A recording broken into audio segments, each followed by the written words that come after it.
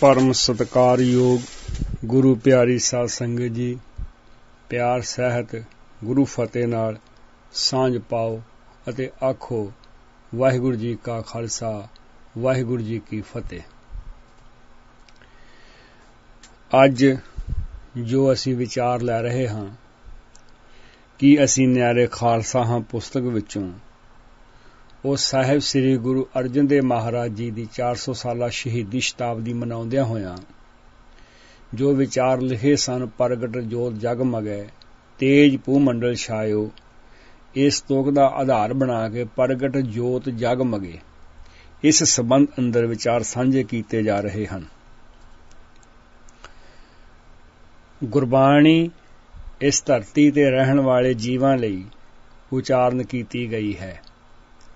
ਇਸ ਮਹਾਨ ਗੁਰਬਾਣੀ ਦੇ ਉਪਦੇਸ਼ ਨੂੰ ਸਮਝ ਕੇ ਆਪਣੇ ਜੀਵਨ ਵਿੱਚ ਢਾਲ ਕੇ ਜ਼ਿੰਦਗੀ ਦੇ ਮਹੱਤਵ ਨੂੰ ਸਮਝਣਾ ਹੈ। ਪਾਟ ਮਥਰਾ ਜੀ ਦਾਅਵੇ ਨਾਲ ਆਖ ਰਹੇ ਹਨ ਕਿ ਹੇ ਗੁਰੂ ਅਰਜਨ ਪਾਤਸ਼ਾਹ ਜੀ, ਤੁਹਾਡੇ ਅੰਦਰ ਪ੍ਰਮਾਤਮਾ ਦੀ ਜੋਤ ਪ੍ਰਤੱਖ ਤੌਰ ਤੇ ਜਗ ਰਹੀ ਹੈ। ਇਸ ਜੋਤ ਦਾ ਪ੍ਰਕਾਸ਼ ਸਾਰੀ ਧਰਤੀ ਤੇ ਛਾਇਆ ਹੋਇਆ ਹੈ। ਦੀਵੇ ਦਾ ਚਾਨਣ ਲੈਣ ਲਈ ਤੇਲ, ਵੱਟੀ ਤੇ ਅਗਨੀ ਦੀ ਜ਼ਰੂਰਤ ਹੈ। ਤੇਲ, ਰੂੰ ਪ੍ਰਾਪਤ ਕਰਨ ਲਈ ਕਿਸਾਨ ਨੂੰ ਚੋਖੀ ਮਿਹਨਤ ਕਰਨੀ ਪੈਂਦੀ ਹੈ। ਸਰੋਂ ਤੇਲਾਂ ਨੂੰ ਕੋਲੂ ਵਿੱਚ ਪੈ ਕੇ ਆਪਣੇ ਆਪ ਨੂੰ ਖਤਮ ਕਰਾਉਣਾ ਪੈਂਦਾ ਹੈ। ਫੇਰ ਕਿਤੇ ਜਾ ਕੇ ਤੇਲ ਮਿਲਦਾ ਹੈ। ਇੰਜ ਹੀ ਕਪਾਹ ਨੂੰ ਵੇਲਿਆ ਤੇ ਪਿੰਜਿਆ ਜਾਂਦਾ ਹੈ ਤਾਂ ਜਾ ਕੇ ਰੂੰ ਦੀ ਵੱਟੀ ਬਣ ਕੇ ਦੀਵੇ ਵਿੱਚ ਪਾਈ ਜਾ ਸਕੇ। ਦੀਵੇ ਵਿੱਚ ਪਾਈ ਜਾਂਦੀ ਹੈ। ਬਲਦੀ ਅੱਗ ਦੁਆਰਾ ਦੀਵੇ ਨੂੰ ਜਗਾ ਕੇ ਫਿਰ ਕਿਤੇ ਜਾ ਕੇ ਚਾਨਣ ਦੀ ਪ੍ਰਾਪਤੀ ਹੁੰਦੀ ਹੈ। ਰਾਤ ਦੇ ਹਨੇਰੇ ਵਿੱਚ ਦੀਵਾ ਜਗ ਰਿਹਾ ਹੋਵੇ ਤਾਂ ਕਿਸੇ ਨੂੰ ਵੀ ਠੇਡਾ ਨਹੀਂ ਲੱਗਦਾ ਤੇ ਨਾ ਹੀ ਚੀਜ਼ਾਂ ਗਵਾਚਦੀਆਂ ਹਨ। ਪਾਟ ਮਥਰਾ ਜੀ ਆਖ ਰਹੇ ਹਨ ਕਿ ਹੇ ਗੁਰੂ ਅਰਜਨ ਪਾਤਸ਼ਾਹ ਜੀ, ਤੁਸੀਂ ਇੱਕ ਜਗ ਰਹੇ ਦੀਵੇ ਦੀ ਜੋਤ ਹੋ ਜਿਸ ਨਾਲ ਸਾਰੀ ਸ੍ਰਿਸ਼ਟੀ ਨੂੰ ਚਾਨਣਾ ਹੋ ਰਿਹਾ ਹੈ। ਜਿਹਾ ਕਿ ਵਾਕ ਹੈ, ਪ੍ਰਗਟ ਜੋਤ ਜਗਮਗੈ ਤੇਜ ਭੂ ਮੰਡਲ ਛਾਇਓ, ਪਾਰਸ ਪਰਸ ਪਰਸ ਪਰਸ ਗੁਰ ਗੁਰੂ ਕਹਾਇਓ। ਪ੍ਰਗਟ ਜੋਤ ਜਗਮਗੈ ਤੇਜ ਭੂ ਮੰਡਲ ਛਾਇਓ, ਪਾਰਸ ਪਰਸ ਪਰਸ ਪਰਸ ਗੁਰ ਗੁਰੂ ਕਹਾਇਓ। ਅੰਦਰਲੀ ਜੋਤ ਜਗਣ ਦਾ ਅਰਥ ਹੈ ਆਤਮਿਕ ਸੂਝ ਦਾ ਪੈਦਾ ਹੋਣਾ, ਜੋ ਗੁਰੂ ਰਾਮਦਾਸ ਪਾਤਸ਼ਾਹ ਜੀ ਦੇ ਚਰਨ ਪਰਸਨ ਕਰਕੇ ਪ੍ਰਾਪਤ ਹੋਈ ਹੈ। ਪਾਰਸ ਗੁਰੂ ਨੂੰ, ਪਰਸਨ ਯੋਗ ਗੁਰੂ ਨੂੰ, ਪਾਰਸ ਗੁਰੂ ਨੂੰ ਤੇ ਪਰਸਨ ਯੋਗ ਗੁਰੂ ਨੂੰ ਛੋਹ ਕੇ ਆਪ ਗੁਰੂ ਤੋਂ ਗੁਰੂ ਅਖਵਾਏ। ਸਿਆਣਿਆਂ ਦਾ ਇੱਕ ਪੁਖਤਾ ਖਿਆਲ ਹੈ ਕਿ ਜੇਕਰ ਮਹਿੰਦੀ ਜਾਂ ਸੁਰਮੇ ਨੂੰ ਰਗੜਿਆ ਨਾ ਜਾਏ ਜਾਂ ਰਗੜਿਆ ਜਾਏ ਤਾਂ ਕਿਤੇ ਜਾ ਕੇ ਮਹਿੰਦੀ ਦੁਆਰਾ ਹੱਥ ਰੰਗੇ ਜਾ ਸਕਦੇ ਹਨ ਤੇ ਸੁਰਮਾ ਅੱਖਾਂ ਵਿੱਚ ਪਾਉਣ ਦੇ ਕਾਬਲ ਹੋ ਜਾਂਦਾ ਹੈ। ਹੀਰੇ ਨੂੰ ਸੁੰਦਰ ਬਣਾਉਣ ਲਈ ਜੌਹਰੀ ਉਸ ਨੂੰ ਕਈ ਵਾਰ ਤਰਾਸਦਾ ਹੈ ਜਾਂ ਫਿਰ ਕਿਤੇ ਜਾ ਕੇ ਉਹ ਕਿਸੇ ਦੀ ਮੁੰਦਰੀ ਦਾ ਸ਼ਿੰਗਾਰ ਬਣਦਾ ਹੈ। ਗੁਰੂ ਅਰਜਨ ਸਾਹਿਬ ਜੀ ਦਾ ਜੀਵਨ ਗੁਰੂ ਅਮਰਦਾਸ ਜੀ ਦੀ ਟਕਸਾਲ ਵਿੱਚ ਘੜਿਆ ਗਿਆ ਤਾਂ ਕਿ ਗੁਰੂ ਨਾਨਕ ਜੀ ਦਾ ਪ੍ਰਗਟ ਕੀਤਾ ਸਿਧਾਂਤ ਇਹਨਾਂ ਰਾਹੀਂ ਸਾਰੇ ਸੰਸਾਰ ਵਿੱਚ ਚਾਨਣ ਦੇ ਸਕੇ। ਪਾਟ ਮਥਰਾ ਜੀ ਦੇ ਇਸ ਸਵਈਏ ਦੀ ਪਹਿਲੀ ਤੁਕ ਮਸਤਕ ਧੁਰ ਦੀ ਗੱਲ ਕੀਤੀ ਗਈ ਹੈ। ਭਾਵ ਗੁਰੂ ਅਰਜਨ ਸਾਹਿਬ ਜੀ ਦਾ ਜਨਮ, ਗੁਰੂ ਅਰਜਨ ਸਾਹਿਬ ਜੀ ਜਨਮ ਤੋਂ ਗੁਰੂ ਅਮਰਦਾਸ ਜੀ ਦੀ ਛਤਰ ਛਾਇਆ ਹੇਠ ਪਲੇ, ਜਿਸ ਦਾ ਪ੍ਰਭਾਵ ਇਹ ਪਿਆ ਕਿ ਉਹਨਾਂ ਨੇ ਜਨਮ ਤੋਂ ਹੀ ਗੁਰਮਤਿ ਨੂੰ ਪਹਿਚਾਣ ਲਿਆ। ਤੋਕਾਂ ਦਾ ਮੂਲ ਪਾਠ ਇਸ ਤਰ੍ਹਾਂ ਹੈ: ਸਤ ਰੂਪ, ਸਤ ਨਾਮ, ਸਤ ਸੰਤੋਖ ਧਰਿਓ ਉਰ, ਆਦ ਪੁਰਖ ਪ੍ਰਤੱਖ ਲਖਿਓ ਅਛਰ ਮਸਤਕ ਧੁਰ। ਸਦੀਵ ਕਾਲ परमात्मा दे रब्बी गुण जिस विच सच, संतोख, सेवा ते हलीमी वर्गियां हकीकतां इस विच हलीमी वर्गियां हकीकतां शामिल हन। गुरु जी ने जन्म तो ही ਆਪਣੇ ਨਾਨਾ ਜੀ ਅਤੇ ਮਾਤਾ ਪਿਤਾ ਜੀ ਦੇ ਪਾਸੋਂ ਮੁੱਢਲੇ ਰੂਪ ਵਿੱਚ ਸਿੱਖ ਲਈਆਂ ਸਨ। ਇਸ ਦੇ ਮੁਕਾਬਲੇ ਸਿੱਖੀ ਸਿਧਾਂਤ ਭਾਈ ਇਸ ਦੇ ਮੁਕਾਬਲੇ ਪ੍ਰਿਥੀ ਚੰਦ ਇਨ੍ਹਾਂ ਸਚਾਈਆਂ ਤੋਂ ਕੋਹਾਂ ਦੂਰ ਸੀ। ਕੋਹਾਂ ਦੂਰ ਹੀ ਨਹੀਂ ਸਰੇ, ਸਗੋਂ ਈਰਖਾ ਦੇ ਭਾਂਬੜ ਵਿੱਚ ਮੱਚਦੇ ਵੀ ਰਹੇ ਸਨ। ਧਰਿਓ ਉਰ ਭਾਵ ਗੁਰੂ ਅਰਜਨ ਪਾਤਸ਼ਾਹ ਜੀ ਨੇ ਦੈਵੀ ਗੁਣਾਂ ਨੂੰ ਆਪਣੇ ਹਿਰਦੇ ਵਿੱਚ ਬਿਠਾ ਲਏ ਸਨ। ਸਤ, ਸੰਤੋਖ ਹਿਰਦੇ ਵਿੱਚ ਹੀ ਧਾਰਨ ਕਰਕੇ ਹਰੀ ਨੂੰ ਆਪਣੇ ਮਨ ਵਿੱਚ ਟਿਕਾ ਲਿਆ ਸੀ। ਮਸਤਕ ਧੁਰ ਪ੍ਰਤੱਖ ਤੌਰ ਤੇ ਅਕਾਲ ਪੁਰਖ ਨੇ ਧੁਰੋਂ ਹੀ ਲਿਖ ਦਿੱਤੇ ਸਨ। ਭਾਵ ਜਨਮ ਤੋਂ ਹੀ ਆਤਮਕ ਸੂਝ, ਰੱਬੀ ਗੁਣ, ਸਦਾਚਾਰਕ ਕੀਮਤਾਂ ਦੇ ਅਭਿਆਸ ਵਿੱਚ ਜੁੜ ਗਏ ਸਨ। ਇਹੀ ਗੁਣ ਇੱਕ ਜੋਤ ਬਣ ਕੇ ਚਮਕੇ ਜੋ ਸਾਰੇ ਸੰਸਾਰ ਨੂੰ ਰੁਸ਼ਨਾ ਗਏ। ਇਸੇ ਹੀ ਸਵਈਏ ਦੀਆਂ ਅਖੀਰਲੀਆਂ ਤੁਕਾਂ ਵਿੱਚ ਇੱਕ ਹੋਰ ਮੁੱਦਾ ਉਠਾ ਕੇ ਭੱਟਾਂ ਨੇ ਸਾਰੇ ਸੰਸਾਰ ਨੂੰ ਸੇਧ ਲੈਣ ਦੀ ਪ੍ਰੇਰਨਾ ਦਿੱਤੀ ਹੈ। ਭੰਨ ਮਥਰਾ ਮੂੜ ਸਦਾ ਥਿਰ ਲਾਏ ਚਿਤ ਸਨਮੁਖ ਰੋ। ਭੰਨ ਮਥਰਾ ਮੂਰਤ ਸਦਾ ਥਿਰ ਲਾਏ ਚਿਤ ਸਨਮੁਖ ਰੋ। ਕਲਯੁਗ ਜਹਾਜ਼ ਅਰਜਨ ਗੁਰੂ ਸਗਲ ਸ੍ਰਿਸ਼ਟ ਲਗ ਭੇਤਰੋ। ਕਲਯੁਗ ਜਹਾਜ਼ ਅਰਜਨ ਗੁਰੂ ਸਗਲ ਸ੍ਰਿਸ਼ਟ ਲਗ ਭੀਤਰੋ। ਮਥੁਰਾ ਜੀ ਗੁਰੂ ਸਾਹਿਬ ਜੀ ਦੀ ਮੂਰਤੀ ਨਾਲ ਧਿਆਨ ਜੋੜਨ ਦੀ ਗੱਲ ਕਰ ਰਹੇ ਹਨ। ਸਿੱਖੀ ਵਿੱਚ ਮੂਰਤ ਨੂੰ ਕਿਸੇ ਵੀ ਕੀਮਤ ਤੇ ਪ੍ਰਵਾਨ ਨਹੀਂ ਕੀਤਾ ਜਾ ਸਕਦਾ। ਅਕਾਲ ਪੁਰਖ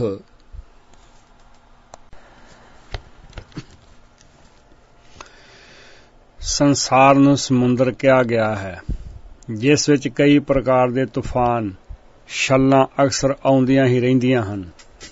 ਦੁਨੀਆ ਵਿੱਚ ਜਿੱਥੇ ਵਿਕਾਰਾਂ ਦਾ ਬੋਲਬਾਲਾ ਹੈ, ਉੱਥੇ ਪਰਿਵਾਰਾਂ ਵਿੱਚ ਬੇਇਤਫਾਕੀਆਂ, ਸਮਾਜ ਦੇ ਰੂੜੀਵਾਦੀ ਵਿਚਾਰ, ਧਰਮ ਵਿੱਚ ਫੈਲਿਆ ਕਰਮਕਾਂਡ, ਰਾਜਨੀਤਿਕ ਆਗੂਆਂ ਦੀ ਨਿੱਜ ਸਵਾਰਥਾ, ਐਸੇ ਡੂੰਘੇ ਕਸੈਲੇ ਸਮੁੰਦਰ ਨੂੰ ਪਾਰ ਕਰਨ ਲਈ ਮਜ਼ਬੂਤ ਬੇੜੇ ਜਾਂ ਕਿਸੇ ਵੱਡੇ ਸਮੁੰਦਰੀ ਜਹਾਜ਼ ਦੀ ਜ਼ਰੂਰਤ ਸੀ। ਇਸ ਵਿਉ ਭਰੇ ਸੰਸਾਰ ਨੂੰ ਸਮਝਣ ਲਈ ਜੁਗਤੀ ਢੰਗ ਤਰੀਕੇ ਦੀ ਲੋੜ ਸੀ। ਗੁਰੂ ਅਰਜਨ ਪਾਤਸ਼ਾਹ ਕਲਾ ਕਲੇਸ਼ ਭਰੇ ਯੁੱਗ ਦੇ ਮਹਾਨ ਜਹਾਜ਼ ਸਨ, ਜਿਸ ਵਿੱਚ ਬੈਠਿਆਂ ਸੰਸਾਰ ਸਮੁੰਦਰ ਤੋਂ ਪਾਰ ਹੀ ਨਹੀਂ ਹੋ ਸਕੀਦਾ ਸੀ, ਬਲਕਿ ਹੋਰਨਾਂ ਨੂੰ ਵੀ ਪਾਰ ਕਰ ਸਕਦਾ ਸੀ, ਜੇਕਰ ਅਸੀਂ ਸਨਮੁਖ ਰਹੀਏ ਤਾਂ।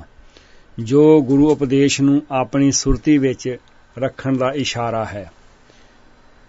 ਪਟ ਕਲਸਹਾਰ ਮਥੁਰਾ ਤੇ ਹਰਬੰਸ ਜੀ ਦੇ 21 ਸਵਈਏ ਗੁਰੂ ਅਰਜਨ ਪਾਤਸ਼ਾਹ ਜੀ ਦੀ ਉਪਮਾ ਵਿੱਚ ਉਚਾਰਨ ਕੀਤੇ ਗਏ ਹਨ।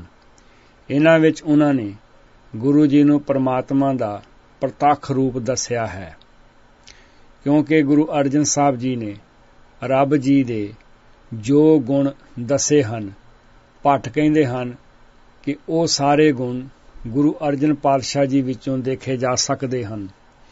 ਪਟ ਕਲਸਹਾਰ ਨੇ ਗੁਰੂ ਅਰਜਨ ਸਾਹਿਬ ਜੀ ਦੇ ਗੁਣਾਂ ਦੀ ਵਿਚਾਰ ਕਰਦਿਆਂ ਪ੍ਰੇਮ ਤੇ ਸਹਿਜ ਦੀ ਸ਼ਰਤ ਵੀ ਰੱਖੀ ਹੈ। ਗੁਰੂ ਅਰਜਨ ਗੁਣ ਸਹਿਜ ਵਿਚਾਰੰ। ਗੁਰੂ ਸਾਹਿਬ ਜੀ ਦਾ ਅਹਿਮ ਗੁਣ ਕਿ ਉਹਨਾਂ ਨੇ ਗੁਰੂ ਨਾਨਕ ਸਾਹਿਬ ਜੀ, ਗੁਰੂ ਅੰਗਦ ਸਾਹਿਬ ਜੀ, ਗੁਰੂ ਅਮਰਦਾਸ ਜੀ ਦੇ ਉਪਦੇਸ਼ਾਂ ਨੂੰ ਪੜ੍ਹਿਆ, ਵਿਚਾਰਿਆ ਤੇ ਆਪਣੇ ਆਪ ਨੂੰ ਉਸ ਮੁਤਾਬਕ ਢਾਲ ਲਿਆ। ਗੁਰੂ ਰਾਮਦਾਸ ਜੀ ਦੇ ਘਰ ਜਿੱਥੇ ਸਰੀਰ ਦੇ ਤਲ ਤੇ ਜਨਮ ਹੋਇਆ ਹੈ, ਉੱਥੇ ਆਤਮਿਕ ਸੂਝ ਦਾ ਜਨਮ ਹੋਇਆ। ਜੋ ਉੱਤਮ ਪਦ ਦੀ ਲਖਾਇਕ ਹੈ। ਪ੍ਰਿਥੀ ਚੰਦ ਤੇ ਮਹਾਦੇਵ ਜੀ ਦਾ ਜਨਮ ਵੀ ਗੁਰੂ ਰਾਮਦਾਸ ਜੀ ਦੇ ਘਰ ਹੋਇਆ ਹੀ ਹੈ, ਪਰ ਉਹਨਾਂ ਵਿੱਚ ਆਤਮਿਕ ਸੂਝ ਦੀ ਕਮੀ ਸਾਰੇ ਇਤਿਹਾਸ ਵਿੱਚ ਅੱਖ ਦੇ ਤੀਲੇ ਵਾਂਗ ਰੜਕਦੀ ਹੈ। ਭੱਟ ਜੀ ਦਾ ਪਿਆਰਾ ਵਾਕ ਹੈ, ਗੁਰੂ ਨਾਨਕ ਅੰਗਦ ਅਮਰ ਲਾਖ ਉੱਤਮ ਪਦ ਪਾਇਓ, ਗੁਰ ਅਰਜੁਨ ਘਰ ਗੁਰੂ ਰਾਮਦਾਸ ਭਗਤ ਉੱਤਰ ਆਇਓ। ਗੁਰ ਨਾਨਕ ਅੰਗਦ ਅਮਰ ਲਾਗ ਉੱਤਮ ਪਦ ਪਾਇਓ, ਗੁਰੂ ਅਰਜੁਨ ਘਰ ਗੁਰੂ ਰਾਮਦਾਸ ਭਗਤ ਉੱਤਰ ਆਇਓ। ਗੁਰੂ ਅਰਜਨ ਪਾਤਸ਼ਾਹ ਜੀ ਦੇ ਸਾਹਮਣੇ ਗੁਰੂ ਨਾਨਕ ਸਾਹਿਬ ਜੀ ਤੋਂ ਲੈ ਕੇ ਗੁਰੂ ਅਮਰਦਾਸ ਜੀ ਤੱਕ ਦਾ ਇਤਿਹਾਸ, ਗੁਰਮਤਿ ਫਿਲਾਸਫੀ, ਗੁਰੂ ਰਾਮਦਾਸ ਜੀ ਦੇ ਪ੍ਰਚਾਰ ਢੰਗ ਤਰੀਕੇ ਤੇ ਸਮੇਂ ਦੇ ਹਾਲਾਤ ਸਾਹਮਣੇ ਸਨ। ਭੱਟ ਕਹਿੰਦੇ ਹਨ ਕਿ ਹੇ ਗੁਰੂ ਅਰਜਨ, ਤੁਸਾਂ ਨੇ ਗੁਰੂ ਨਾਨਕ, ਗੁਰੂ ਅੰਗਦ ਤੇ ਗੁਰੂ ਅਮਰਦਾਸ ਜੀ ਨੂੰ ਚੰਗੀ ਤਰ੍ਹਾਂ ਸਮਝਿਆ, ਪੜ੍ਹਿਆ, ਵਿਚਾਰਿਆ ਤੇ ਆਪਣੇ ਆਪ ਉੱਤੇ ਹੰਢਾਇਆ। ਹੰਢਾਉਂਦਿਆਂ ਇੱਕ ਉੱਚਤਮ ਪਦਵੀ ਨੂੰ ਹਾਸਲ ਕੀਤਾ, ਜੋ ਸਮਾਜਿਕ, ਧਾਰਮਿਕ, ਰਾਜਨੀਤਿਕ ਉਚਾਈਆਂ ਤੋਂ ਉੱਪਰ ਦੀ ਹੋ ਨਿਬੜੀ। ਗੁਰੂ ਨਾਨਕ, ਗੁਰੂ ਅੰਗਦ, ਗੁਰੂ ਅਮਰਲਾਗ ਭਾਵ ਗੁਰੂ ਨਾਨਕ ਅੰਗਦ ਅਮਰਲਾਗ ਉੱਤਮ ਪਦ ਪਾਇਓ। ਸਰੀਰਕ ਜਨਮ ਦੇ ਨਾਲ ਗੁਰੂ ਰਾਮਦਾਸ ਜੀ ਦੀ ਚਰਨ ਛੋਹ ਸਦਕਾ ਆਤਮਿਕ ਜਨਮ ਵੀ ਹੋਇਆ। ਭਗਤ ਉੱਤਰ ਆਇਓ ਗੁਰਮਤਿ ਦਾ ਇੱਕ ਵੱਡਮੁੱਲਾ ਸਿਧਾਂਤ, ਸਾਧ ਸੰਗਤ ਭਇਓ ਜਨਮ ਪ੍ਰਾਪਤ। ਇਹਨਾਂ ਦੋਹਾਂ ਤੋਕਾਂ ਦਾ ਅਰਥ ਗੁਰੂ ਅਰਜਨ ਸਾਹਿਬ ਜੀ ਨੇ ਗੁਰੂ ਨਾਨਕ ਸਾਹਿਬ ਜੀ ਦੇ ਸਕੂਲ ਵਿੱਚੋਂ ਭਗਤੀ ਸ਼ਕਤੀ ਦੇ ਗੁਣਾਂ ਨੂੰ ਗ੍ਰਹਿਣ ਕਰਦਿਆਂ ਇੱਕ ਪਦਵੀ ਹਾਸਲ ਕਰ ਲਈ। ਭਗਤ ਦੀ ਪਰਿਭਾਸ਼ਾ ਕਰਦਿਆਂ ਬਾਬਾ ਫਰੀਦ ਜੀ ਦੇ ਸਲੋਕਾਂ ਵਿੱਚੋਂ ਦੇਖੀ ਜਾ ਸਕਦੀ ਹੈ। ਮਤ ਹੁੰਦੇ ਹੋਏ ਇਆਣਾ, ਤਾਣ ਹੁੰਦੇ ਹੋਏ ਨਿਤਾਣਾ, ਅਣ ਹੁੰਦੇ ਆਪ ਵੰਡਾਏ, ਕੋਈ ਐਸਾ ਭਗਤ ਸਦਾਏ। ਸ਼ਲੋਕ ਫਰੀਦ ਜੀ ਦੇ ਪੰਨਾ 1384। ਭਗਤ ਦੇ ਮਨ ਵਿੱਚ ਪੂਰਨ ਖੜਾਓ ਰਹਿੰਦਾ ਹੈ, ਕਿਉਂਕਿ ਉਹ ਪ੍ਰਮਾਤਮਾ ਦੇ ਸਦੀਵ ਕਾਲ ਗੁਣਾਂ ਨਾਲ ਜੁੜਿਆ ਹੁੰਦਾ ਹੈ। ਗੁਰੂ ਅਰਜਨ ਪਾਤਸ਼ਾਹ ਜੀ ਨੇ ਮੁਕੰਮਲ ਤੌਰ ਤੇ ਪਹਿਲੇ ਹੋਏ ਗੁਰੂਆਂ ਦੇ ਉਪਦੇਸ਼ਾਂ ਨੂੰ ਆਪਣੇ ਮਨ ਵਿੱਚ ਚੰਗੀ ਤਰ੍ਹਾਂ ਵਸਾਇਆ। ਸੰਤੋਖ ਨੂੰ ਆਪਣੇ ਆਪ ਵਿੱਚ ਪਰੋ ਕੇ ਨਾਮ ਦੇ ਗੁਣਾਂ ਨੂੰ ਪੱਕਾ ਕਰ ਲਿਆ।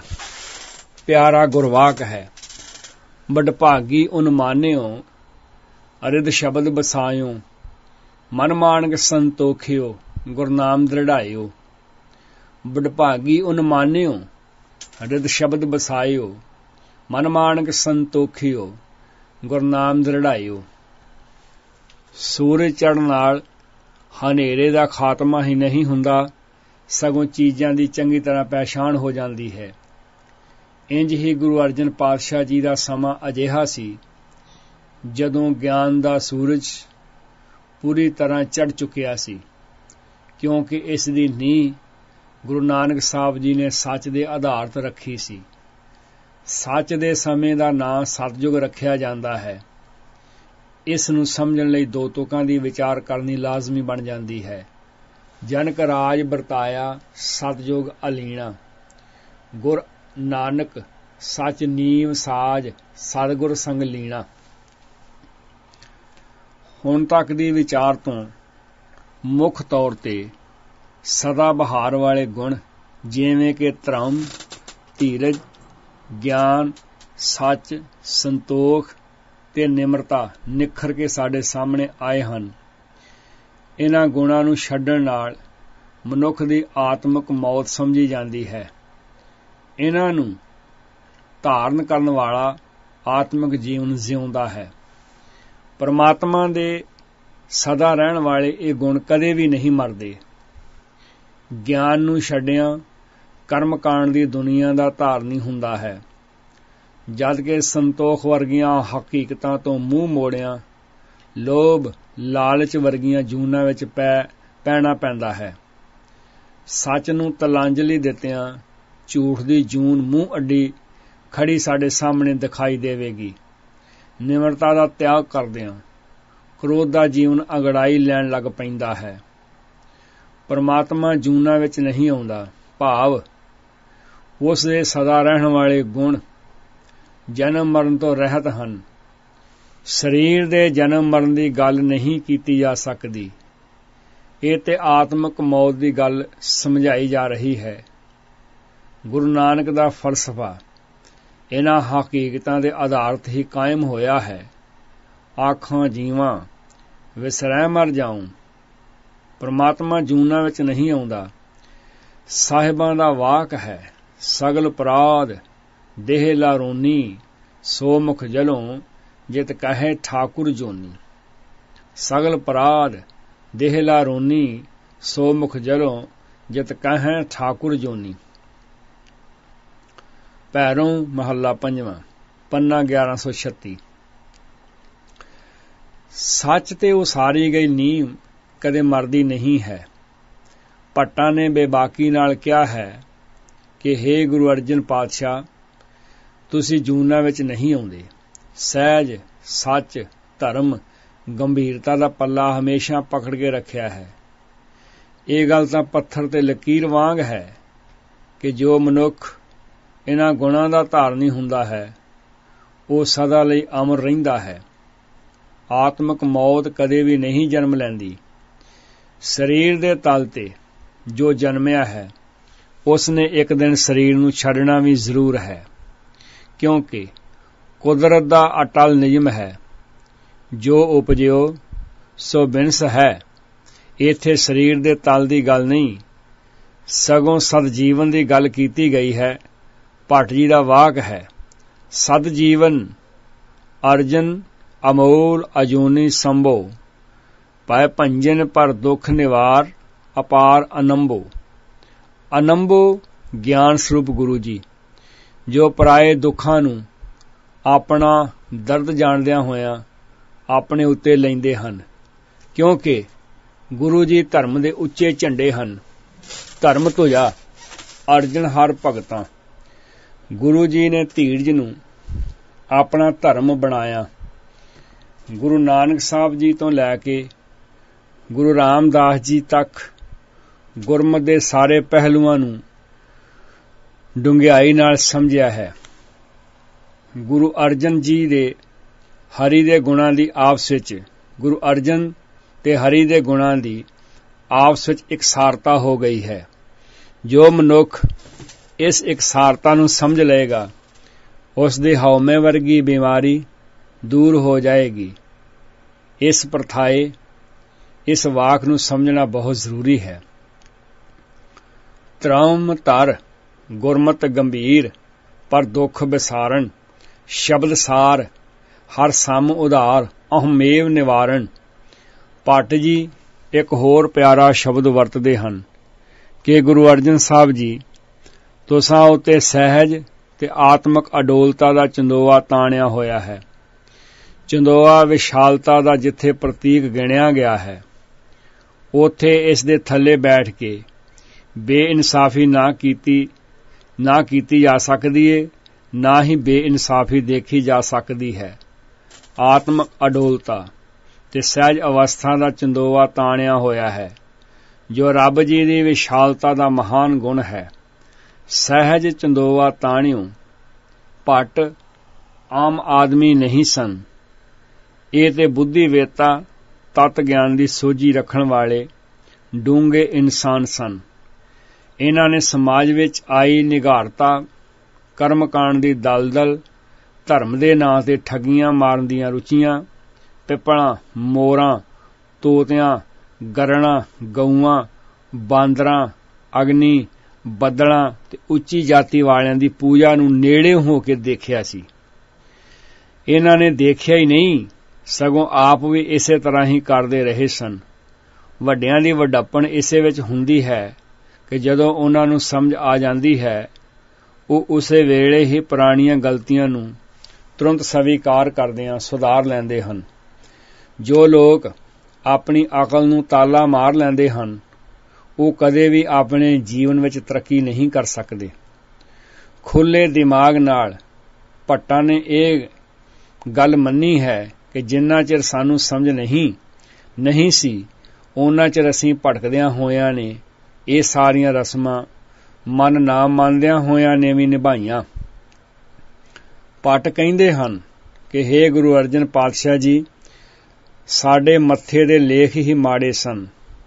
ਆਤਮਿਕ ਸੂਝ ਦੀ ਕਮੀ ਸੀ। ਭਾਵ ਮੱਥੇ ਵਿੱਚ ਦਿਮਾਗ ਹੈ ਤੇ ਦਿਮਾਗ ਨੂੰ ਇਹ ਸੋਝੀ ਹੁਣ ਆ ਗਈ।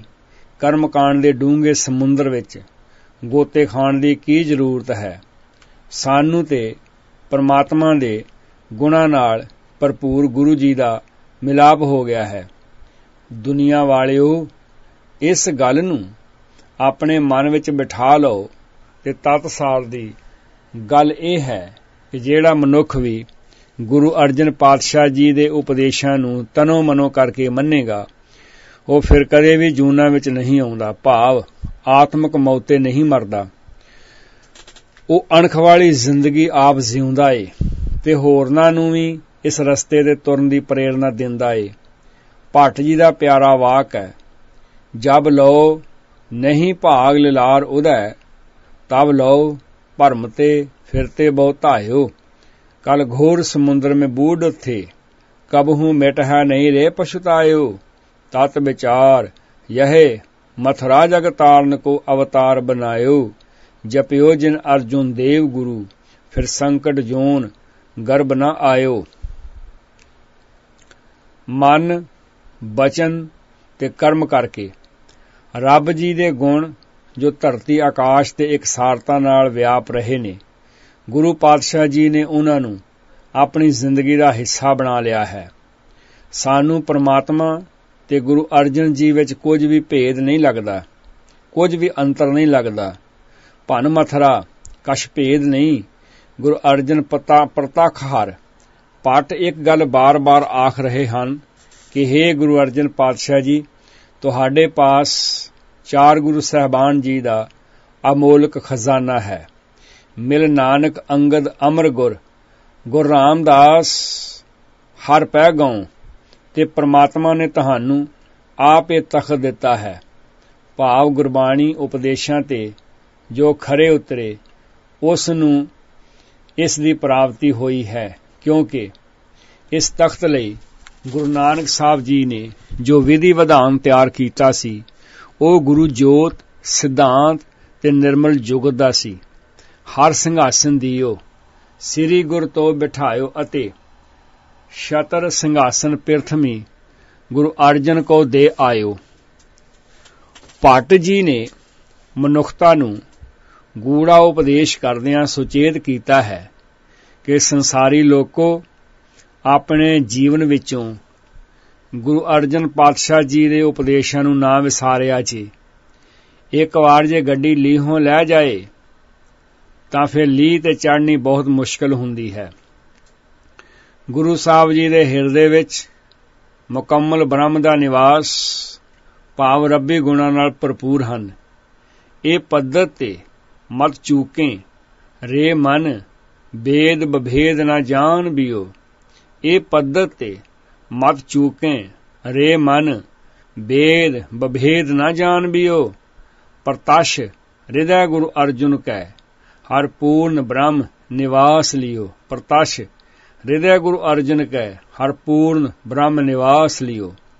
हे मेरे मन, तू किते इस राह तो ना खुंज जाई, किते ये विथ भी ना समझी कि गुरु अर्जन जी ते रब जी विच कोई भेद है। पूर्ण ब्रह्म हरि ने गुरु अर्जन जी दे हिरदे विच प्रतख तौर ते निवास कीता होया है।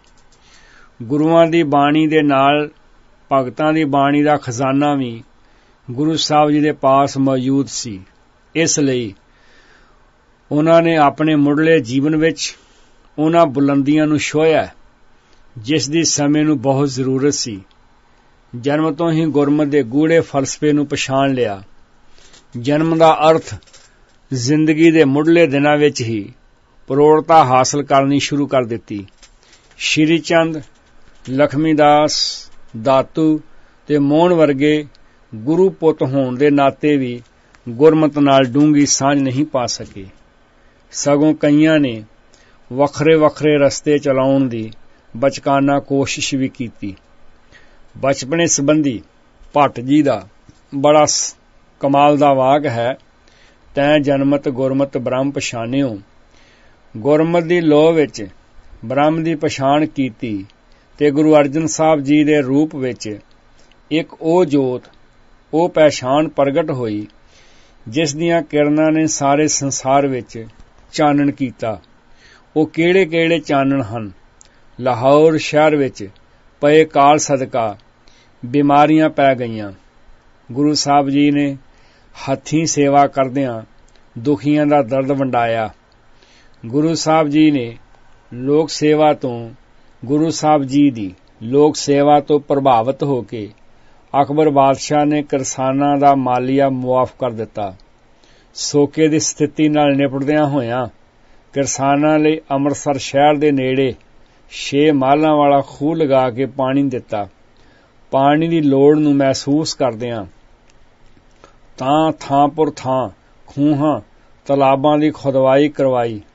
ਮਾਝੇ ਵਿੱਚ ਕੋੜ ਦੀ ਬਿਮਾਰੀ ਫੈਲੀ ਹੋਈ ਸੀ, ਜਿਸ ਵੱਲ ਧਿਆਨ ਦਿੰਦਿਆਂ ਤਰਨ ਤਾਰਨ ਵਿਖੇ ਪਹਿਲਾ ਕੋੜੀ ਘਰ ਬਣਾਇਆ ਤੇ ਨਾਲ ਹੀ ਇਹ ਕਿਹਾ ਕਿ ਇਹਨਾਂ ਨੂੰ ਕੋੜੀ ਸ਼ਬਦ ਦੇ ਨਾਲ ਨਹੀਂ ਬੁਲਾਉਣਾ, ਕਿਉਂਕਿ ਇਹ ਵੀ ਸਮਾਜ ਦਾ ਇੱਕ ਅੰਗ ਹਨ। ਇਸ ਲਈ ਕੋੜੀ ਸ਼ਬਦ ਦੀ ਥਾਂ ਤੇ ਇਹਨਾਂ ਨੂੰ ਨਿਮਾਣੇ ਸ਼ਬਦ ਨਾਲ ਬੁਲਾਇਆ ਜਾਏ। ਚੇਚਕ ਦੀ ਬਿਮਾਰੀ ਦਾ ਸ਼ਿਕਾਰ ਹੋਏ ਲੋਕਾਂ ਨੂੰ ਸਮਝਾਇਆ ਕਿ ਸੀਤਲਾ ਦੇ ਮੰਦਰਾਂ ਵਿੱਚ ਮੱਥਾ ਟੇਕਣ ਨਾਲ ਚੇਚਕ ਦੀ ਬਿਮਾਰੀ ਦੂਰ ਨਹੀਂ ਹੋ ਸਕਦੀ, ਜਿੰਨਾ ਚਿਰ ਇਸ ਦਾ ਸਹੀ ਇਲਾਜ ਨਹੀਂ ਕਰਾਇਆ ਜਾਂਦਾ। ਗੁਰੂ ਅਰਜਨ ਪਾਤਸ਼ਾਹ ਜੀ ਦੇ ਸੱਚ ਦਾ ਪ੍ਰਕਾਸ਼ ਦੂਰ ਦੂਰ ਤੱਕ ਫੈਲਿਆ। ਨਾਨਕ ਦੇ ਘਰ ਦੀ ਹਮੇਸ਼ਾ ਇਹ ਵਡਿਆਈ ਰਹੀ ਹੈ ਕਿ ਇਹ ਸੱਚ, ਪ੍ਰੇਮ, ਅਣਖ ਤੇ ਮਨੁੱਖੀ ਆਜ਼ਾਦੀ ਦਾ ਰਾਖਾ ਰਿਹਾ ਹੈ। ਹਰ ਪ੍ਰਕਾਰ ਦੀ ਗੁਲਾਮੀ ਦੇ ਬੰਧਨਾਂ ਤੋਂ ਮੁਕਤ ਕਰਾਉਣ ਲਈ ਗੁਰੂ ਸਾਹਿਬ ਜੀ ਨੇ ਅਮਨ ਤੇ ਸ਼ਾਂਤਮਈ ਢੰਗ ਨਾਲ ਤਰੀਕੇ ਨੂੰ ਹੀ ਤਰਜੀਹ ਦਿੱਤੀ ਹੈ। ਗੁਰੂ ਨਾਨਕ ਸਾਹਿਬ ਜੀ ਦੇ ਫਲਸਫੇ ਨੂੰ ਗੁਰਮਤ ਵਿੱਚ ਕਿਹਾ ਗਿਆ ਹੈ। ਗੁਰੂ ਨਾਨਕ ਪਾਤਸ਼ਾਹ ਜੀ ਦੇ ਫਲਸਫੇ ਨੂੰ ਗੁਰਮਤ ਕਿਹਾ ਗਿਆ ਹੈ, ਅਧਿਆਤਮਕਵਾਦ ਕਿਹਾ ਗਿਆ ਹੈ। ਸੰਸਾਰ ਪੱਧਰ ਤੇ ਸੁਖ, ਸ਼ਾਂਤੀ, ਪ੍ਰੇਮ, ਆਪਸੀ ਭਾਈਚਾਰਕ ਸਾਂਝ ਤੇ ਗੁਰਮਤ ਦੇ ਵੱਡਮੁੱਲੇ ਗੁਣਾਂ ਨੂੰ ਪ੍ਰਚਾਰਨ ਲਈ ਧਰਮਸ਼ਾਲਾਵਾਂ ਬਣਾਈਆਂ, ਜਿਸ ਨੂੰ ਸਮਾਂ ਪੈਣ ਤੇ ਗੁਰਦੁਆਰਾ ਕਿਹਾ ਜਾਣ ਲੱਗ ਪਿਆ। ਗੁਰੂ ਰਾਮਦਾਸ ਜੀ ਨੇ ਆਰਥਿਕ ਪੱਖ ਨੂੰ ਸਮਝਦਿਆਂ ਹੋਇਆਂ ਕਈ ਕਿਸਮ ਦੇ ਕਿਰਤੀਆਂ ਨੂੰ ਅੰਮ੍ਰਿਤਸਰ ਸ਼ਹਿਰ ਲਿਆ ਕੇ ਵਸਾਇਆ। ਗੁਰੂ ਅਰਜਨ ਪਾਤਸ਼ਾਹ ਜੀ ਨੇ ਰੂਹ ਦੀ ਖੁਰਾਕ ਲਈ ਵਿਸ਼ਾਲ ਧਰਮਸਾਲ ਬਣਾਈ, ਜਿਸ ਦਾ ਨਾਂ ਦਰਬਾਰ ਸਾਹਿਬ ਰੱਖਿਆ ਤੇ ਹੌਲੀ ਹੌਲੀ ਫਿਰ ਹਰਿਮੰਦਰ ਸਾਹਿਬ ਦੇ ਨਾਮ ਵਿੱਚ ਤਬਦੀਲ ਹੋ ਗਿਆ। ਦਰਅਸਲ ਇਹ ਇੱਕ ਵਿਸ਼ਾਲ ਧਰਮਸਾਲ ਦਰਬਾਰ ਸਾਹਿਬ ਦੇ ਨਾਂ ਨਾਲ ਮਸ਼ਹੂਰ ਹੋਈ, ਫਿਰ ਹੌਲੀ ਹੌਲੀ ਹਰਿਮੰਦਰ ਸਾਹਿਬ ਦੇ ਨਾਂ ਨਾਲ ਮਸ਼ਹੂਰ ਹੋ ਗਿਆ। ਸਾਰੇ ਸੰਸਾਰ ਨੂੰ ਮਾਨਵਤਾ ਦਾ ਸੁਨੇਹਾ ਦੇਣ ਲਈ ਸਰਬ ਸਾਂਝਾ ਗ੍ਰੰਥ ਤਿਆਰ ਕਰਵਾਇਆ, ਜੋ ਜ਼ਾਤ ਪਾਤ, ਊਚ ਨੀਚ, ਰੰਗ ਨਸਲ ਦੀਆਂ ਸੀਮਾਵਾਂ ਨੂੰ ਤੋੜਦਾ ਹੈ। ਇਹ ਇੱਕ ਐਸਾ ਸੂਰਜ ਹੈ ਜਿੱਥੇ ਸਾਰੀ ਦੁਨੀਆ ਆਤਮਿਕ ਸੂਝ ਦਾ ਚਾਨਣ ਲੈ ਸਕਦੀ ਹੈ। ਪ੍ਰਗਟ ਜੋ ਜਗਮਗੈ ਸਾਰੇ ਹੀ ਸੰਸਾਰ ਵਿੱਚ ਇੱਕ ਅਮਰ ਸਿਧਾਂਤ ਜਗਮਗਾ ਰਿਹਾ ਹੈ। ਨਾ ਕੋ ਬੈਰੀ ਨਹੀਂ ਬਿਗਾਨਾ, ਸਗਲ ਸੰਗ ਹਮ ਕੋ ਬਨਿਆਈ। ਆਪਸੀ ਧੜੇਬੰਦੀ, ਭਾਈਚਾਰਕ ਦੁਸ਼ਮਣੀਆਂ ਤੇ ਮੁਲਕਾਂ ਦੀ ਨਫ਼ਰਤ ਨੂੰ ਖਤਮ ਕਰਨ ਦਾ ਸੱਦਾ ਦਿੰਦਾ ਹੈ। ਗੁਰੂ ਗ੍ਰੰਥ ਦਾ ਸੁਨੇਹਾ ਦੇ ਕੇ ਸੰਸਾਰ ਵਿੱਚ ਰਹਿੰਦਿਆਂ ਰੱਬੀ ਗੁਣਾਂ ਨੂੰ ਅਪਣਾਇਆ ਨਿਰੰਕਾਰ ਨਾਲ ਇੱਕ ਮਿਕਤਾ ਹੋ ਸਕਦੀ ਹੈ। ਰਾਜ ਦੀ ਚਾਹਨਾ, ਧਨ ਦੀ ਪ੍ਰਬਲਤਾ ਦੇ ਮਗਰ ਭੱਜਣ ਤੋਂ ਸੁਚੇਤ ਕਰਦਿਆਂ ਤ੍ਰਿਸ਼ਨਾ ਦੀ ਬਲ ਰਹੀ ਅੱਗ ਨੂੰ ਸ਼ਾਂਤ ਕਰਨ ਦਾ ਗੁਣਾਂ ਦੀ ਵਿਚਾਰ ਕਰਕੇ ਬੁਨਿਆਦੀ ਨੁਕਤੇ ਵੱਲ ਧਿਆਨ ਦਿਵਾਇਆ ਗਿਆ ਹੈ। ਨਹਿ ਤ੍ਰਿਪਤਾਨੇ ਰਾਜ ਜੋਬਨ, ਧਨ ਬਹੁਰ ਬਹੁਰ ਫਿਰ ਧਾਇਆ। ਨਹਿ ਤ੍ਰਿਪਤਾਨੋ ਰਾਜ ਜੋਬਨ, ਧਨ ਬਹੁਰ ਬਹੁਰ ਫਿਰ ਧਾਇਆ। ਸੁਖ ਪਾਇਆ ਤ੍ਰਿਸ਼ਨਾ ਸਭ ਬੂਝ ਹੈ, ਸ਼ਾਂਤ ਪਾਈ ਗੁਣ ਗਾਇਆ। ਕਾਨੜਾ ਮਹੱਲਾ 5 ਪੰਨਾ 1300। ਪਰਮਾਤਮਾ ਦੀ ਜੋਤ ਗੁਰੂ ਅਰਜਨ ਸਾਹਿਬ ਜੀ ਦੇ ਜੀਵਨ ਵਿੱਚੋਂ ਸਦੀਵ ਕਾਲ ਗੁਣਾ ਕਰਕੇ ਪ੍ਰਗਟ ਹੋਈ। ਸੱਚ ਦੀ ਨੀਂਹ ਪੱਕੀ ਕਰਨ ਲਈ ਆਪ ਜੀ ਨੇ ਸ਼ਹਾਦਤ ਦਾ ਜਾਮ ਪੀਤਾ। ਸ਼ਹਾਦਤ ਦਾ ਆਖਰੀ ਅਰਥ ਹੈ ਗਵਾਹੀ ਦੇਣੀ, ਸਾਖੀ ਭਰਨਾ। ਧਰਮ, ਧੀਰਜ, ਸਤ ਸੰਤੋਖ, ਸਬਰ, ਹਲੇਮੀ, ਭਰਾਤਰੀ ਪਿਆਰ, ਦੈਵੀ ਗੁਣਾਂ ਦਾ ਧਾਰਨੀ ਹੋਣਾ। ਦੂਸਰਾ, ਇਹਨਾਂ ਗੁਣਾਂ ਨੂੰ ਬਰਕਰਾਰ ਰੱਖਣ ਲਈ ਆਪਣੀ ਜਾਨ ਤੱਕ ਦੀ ਬਾਜੀ ਲਗਾ ਦੇਣ ਨੂੰ ਸ਼ਹੀਦ ਆਖਿਆ ਗਿਆ ਹੈ। ਸ਼ਹੀਦੀ ਦੇਣ ਵਾਲੇ ਦੇ ਸਾਹਮਣੇ ਦੋ ਰਸਤੇ ਹੁੰਦੇ ਹਨ। ਇੱਕ ਤੇ ਸਮੇਂ ਦੀ ਸਰਕਾਰ ਨਾਲ ਸਮਝੌਤਾ ਕਰਕੇ ਮੌਤ ਕੋਲੋਂ ਬਚਿਆ ਜਾ ਸਕਦਾ ਹੈ ਤੇ ਜੀਵਨ ਭਰ ਲਈ ਸਰੀਰਕ ਸੁੱਖ ਆਰਾਮ ਪ੍ਰਾਪਤ ਕੀਤੇ ਜਾ ਸਕਦੇ ਹਨ। ਦੂਸਰਾ ਰਸਤਾ ਸਿਧਾਂਤ ਦੇ ਖਾਤਰ ਗਰੀਬ ਜਨਤਾ ਦੇ ਹੱਕਾਂ ਲਈ ਬੇਇਨਸਾਫੀ ਦੇ ਵਿਰੋਧ ਵਿੱਚ ਤੇ ਨਿਆਂ ਦੀ ਪ੍ਰਾਪਤੀ ਲਈ ਸ਼ਹਾਦਤ ਦਾ ਜਾਮ ਪੀਣ ਨੂੰ ਅਮਰ ਸ਼ਹੀਦ ਆਖਿਆ ਗਿਆ ਹੈ। ਸਰਕਾਰਾਂ ਤੇ ਪੁਜਾਰੀ ਜਮਾਤ ਹਮੇਸ਼ਾ ਹੀ ਲੋਕਾਂ ਨੂੰ ਆਪਣੀ ਲੁੱਟ ਦਾ ਸ਼ਿਕਾਰ ਬਣਾਉਣ ਵਿੱਚ ਰੁੱਝੀਆਂ ਰਹਿੰਦੀਆਂ ਹਨ। ਲੋਕਾਂ ਨੂੰ ਜਾਗਰੂਕ ਕਰਨ ਲਈ ਇਹ ਕਿਹਾ ਕਿ ਸਾਡੇ ਮਨ ਵਿੱਚ ਰਾਜ ਕਰਨ ਦੀ ਕੋਈ ਲਾਲਸਾ ਨਹੀਂ ਹੈ, ਪਰ ਹਰ ਇਨਸਾਨ ਨੂੰ ਜਿਉਣ ਦਾ ਹੱਕ ਤਾਂ ਮਿਲਣਾ ਚਾਹੀਦਾ ਹੈ। ਵਾਕ ਹੈ, ਕਨਕ ਮਾਣਕ ਗੱਜ ਮੋਤੀਆਂ, ਲਾਲਨ ਨੈ ਨਾ ਨਹੀਂ, ਰਾਜ ਨਾ ਭਾਗ ਨਾ ਹੁਕਮ ਨਾ ਸਾਧਨ, ਕਿਛ ਕਿਛ ਨਾ ਚਾਹੀ। ਆਸਾ ਮਹੱਲਾ ਪੰਜਵਾਂ, ਪੰਨਾ 406। ਪ੍ਰਗਟ ਜੋ ਜਗਮਗੈ, ਹਲੇਮੀ ਰਾਜ ਦੀ ਸਥਾਪਨਾ ਤੇ ਖਾਲੀ ਹਿਰਦਿਆਂ ਨੂੰ ਨਾਮ ਰੰਗ ਵਿੱਚ ਭਰਦੀ ਹੈ। ਆਪਣਾ ਸੁੱਖ ਛੱਡ ਕੇ ਦੂਸਰਿਆਂ ਦਾ ਦੁੱਖ ਵੰਡਾਉਣ ਦਾ ਹੈ। ਗੁਰ ਪਰਚੈ ਪ੍ਰਵਾਨ, ਰਾਜ ਮੈਂ ਜੋ ਕਮਾਊਂ, ਧਨ ਧਨ ਗੁਰ ਧਨ ਅਭਰ ਸਰ ਸੋਭਰ ਪ੍ਰਭਾਊਂ। ਸਮੁੱਚੇ ਤੌਰ ਤੇ ਗੁਰੂ ਅਰਜਨ ਪਾਤਸ਼ਾਹ ਜੀ ਨੇ ਆਪਣੇ ਖੂਨ ਦੀ ਸ਼ਹਾਦਤ ਦੇ ਕੇ ਜਿੱਥੇ ਸਿੱਖੀ ਦੇ ਬੂਟੇ ਨੂੰ ਸਿੰਜਿਆ ਹੈ, ਉੱਥੇ ਪੁਰ ਅਮਨ ਰਹਿ ਕੇ ਭਿਆਨਕ ਤੇ ਦਿਲ ਕੰਬਾਊ ਤਸੀਹਾਂ ਵਿੱਚ ਰਹਿੰਦਿਆਂ ਦ੍ਰਿੜਤਾ ਤੇ ਸੂਰਮਗਤੀ ਦਾ ਸਬੂਤ ਦਿੱਤਾ ਹੈ। ਪਰ ਹਕੂਮਤ ਤੇ ਤੰਗ ਦਿਲ ਪੁਜਾਰੀਆਂ ਨਾਲ ਕਦਾਚਿਤ ਸਮਝੌਤਾ ਨਹੀਂ ਕੀਤਾ। ਗੁਰੂ ਸਾਹਿਬ ਜੀ ਦੀ ਸ਼ਹਾਦਤ ਸਾਡੇ ਇਤਿਹਾਸ ਦੀ ਹੀ ਨਹੀਂ, ਸਗੋਂ ਸੰਸਾਰ ਭਰ ਦੇ ਇਤਿਹਾਸ ਦਾ ਬੇਮਿਸਾਲ ਅਤੇ ਲਾਸਾਨੀ ਕਾਰਨਾਮਾ ਹੈ।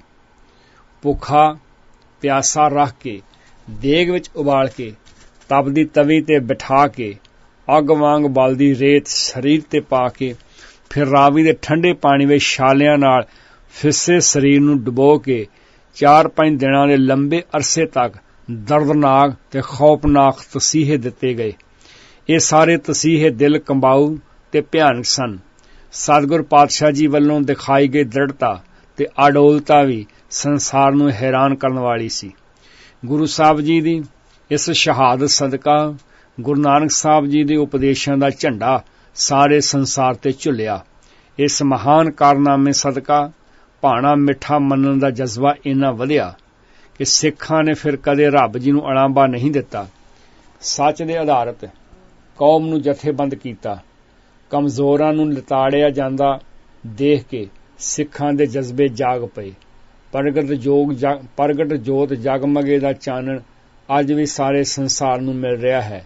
ਜਿੱਥੇ ਆਦਰਸ਼ਕ ਮਨੁੱਖ ਧਰਮ ਤੇ ਜਿਉਂਦੇ ਜਾਗਦੇ ਸਮਾਜ ਦੀ ਘਾਟ ਘੜੀਂਦੀ ਦਿਸਦੀ ਹੈ। ਪ੍ਰਗਟ ਜੋਤ ਜਗਮਗੈ ਤੇਜ ਭੂਮੰਡਲ ਛਾਇਓ।